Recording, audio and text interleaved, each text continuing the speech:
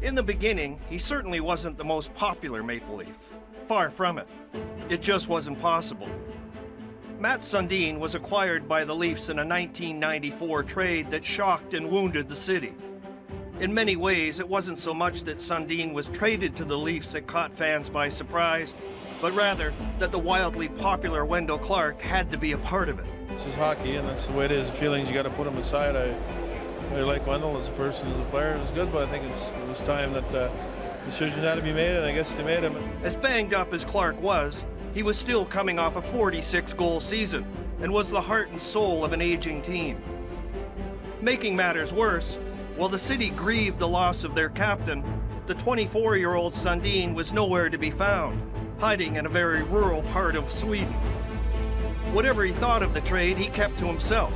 But then, that's how Sundin was throughout his career, reserved and private.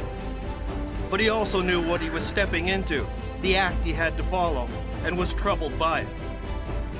As tough as the trade was for Leaf fans to accept, it actually made perfect sense.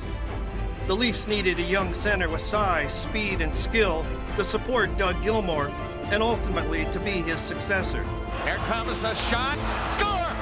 Right off the back. Sundin. In time, Sundin started to show the talents that made him the first pick overall in 1989. He matured as a player and as a person. He was driven as hard as anyone. He just didn't play like Clark or even Gilmour, which led to criticism. But he had a different kind of physical and competitive presence. As Fletcher had planned, he did take over from Gilmour, eventually named captain. The Leafs and Sundin emerged and grew as one, though he often still seemed underappreciated, despite how well he played. Sundin scores! And the Toronto Maple Leafs win the first game on the best of 7. The Leafs twice got to conference finals on his watch, but he was criticized for not getting further. Unlike in the 90s, it seemed more of a disappointment than achievement.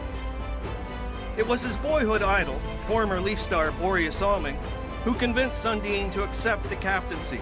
Salming had always regretted turning it down himself. And he truly did become the leader. The Leafs were his team, and he was loved by his teammates. He ended up surpassing another captain, Darryl Sittler, for the franchise record in goals and points, but he was never revered to the same degree as Clark and Gilmour.